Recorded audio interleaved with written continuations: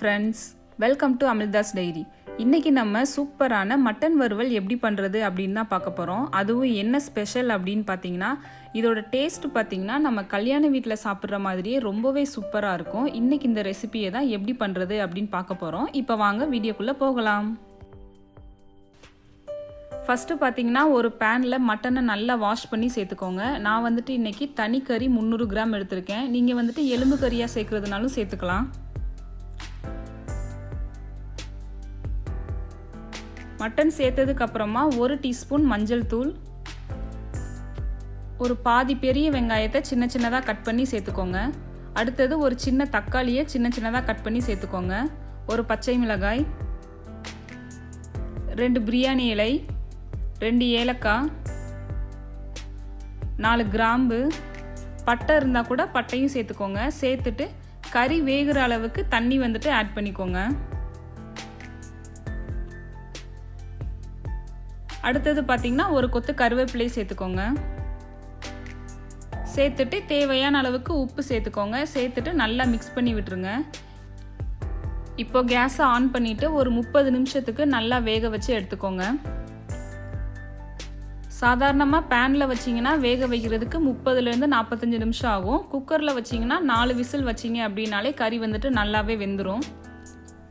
அதுவும் நான் தனிக்கறி சேர்த்துருக்கனால ரொம்ப சீக்கிரமாகவே வெந்துருச்சு.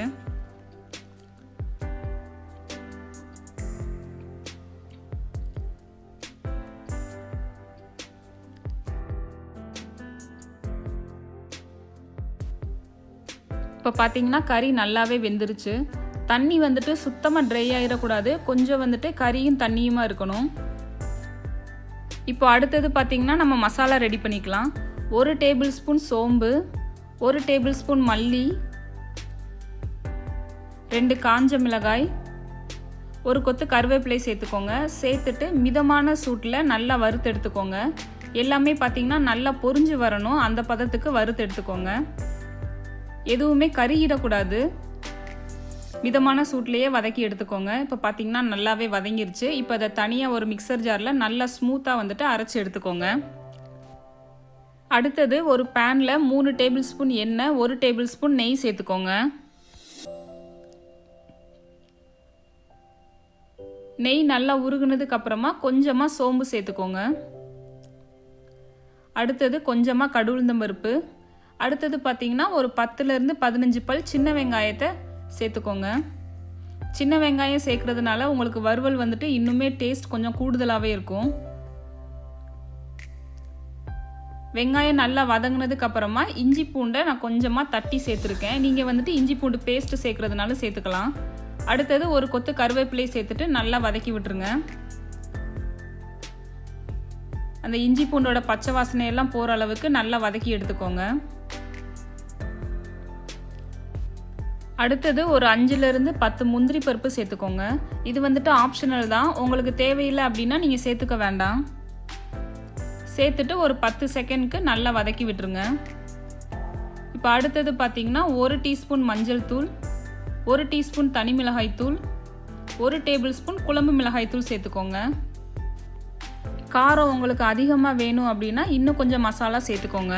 இது வந்துட்டு காரம் கரெக்டாக இருந்தது. அடுத்தது 1 டேபிள் ஸ்பூன் கரம் மசாலா சேர்த்துட்டு நல்லா வதக்கி விட்டுருங்க. அடுத்தது நம்ம அரைச்சி வச்சிருக்க மசாலாவை சேர்த்துக்கலாம். சேர்த்துட்டு நல்லா மிக்ஸ் பண்ணி விட்டுருங்க. மசாலா வந்துட்டு கருகிடக்கூடாது. அதனால லோ ஃப்ளேமில் வச்சே குக் பண்ணுங்க. அடுத்ததான் நம்ம கறி வேக வச்சிருக்க அந்த தண்ணியை கொஞ்சமாக சேர்த்து நல்லா மிக்ஸ் பண்ணி விட்டுருங்க. நீங்கள் இப்படி சேர்த்து பண்ணுறதுனால உங்களுக்கு மட்டனோட பார்த்தீங்கன்னா அந்த மசாலா எல்லாமே நல்லா ஒன்றா வந்துட்டு சமமான அளவில் ஸ்ப்ரெட் ஆகி வரும். ஸோ நமக்கு சாப்பிட்றதுக்கு பார்த்தீங்கன்னா ரொம்பவே சூப்பராக இருக்கும். தண்ணியை சேர்த்துட்டு நல்லா ஒரு கிளறி விட்டதுக்கு அப்புறமா இப்போ நம்ம கறியை சேர்த்துக்கலாம்.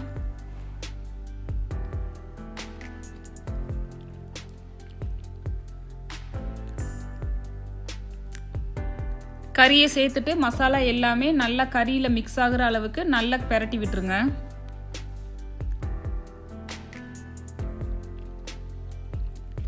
உப்பு தேவைன்னா உங்களுக்கு தேவையான அளவுக்கு உப்பு சேர்த்துட்டு நல்லா மிக்ஸ் பண்ணி விட்டுருங்க. அந்த தண்ணி எல்லாமே நல்லா கொஞ்சம் ட்ரை ஆகிற அளவுக்கு நல்லா மிக்ஸ் பண்ணி விட்டுருங்க. இந்த மெத்தடில் நீங்கள் வறுவல் பண்ணீங்க அப்படின்னா ரொம்பவே சூப்பராக இருக்கும். நம்ம விசேஷ வீட்டிலலாம் சாப்பிட்ற மாதிரி ரொம்பவே சூப்பராக இருக்கும். மட்டன் வந்துட்டு சாப்பிடாதவங்க கூட இந்த வறுவல் வந்துட்டு சாப்பிடுவாங்க. அந்த அளவுக்கு ரொம்பவே டேஸ்ட்டாக இருக்கும்.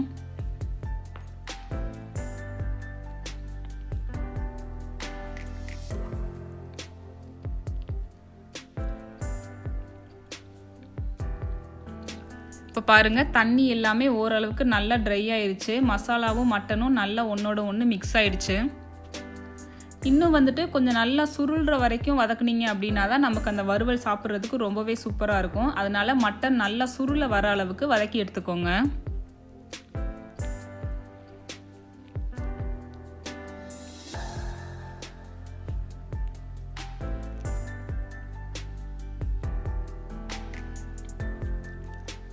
இப்போ பார்த்தீங்கன்னா மட்டன் நமக்கு சூப்பராக தயாராகிடுச்சு. கடைசியாக வாசனைக்காக கொஞ்சமாக கொத்தமல்லி, கொஞ்சமாக புதினா சேர்த்துக்கோங்க.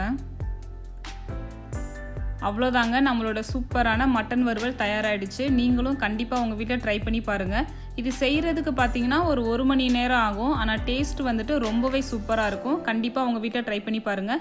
எல்லாத்துக்குமே ரொம்ப பிடிக்கும். அண்ட் இந்த வீடியோ உங்களுக்கு பிடிச்சிருந்தா லைக் பண்ணுங்கள், ஷேர் பண்ணுங்கள், கமெண்ட் பண்ணுங்கள். மறக்காமல் அமில்தாஸ் டைரி சேனலை சப்ஸ்கிரைப் பண்ணுங்கள்.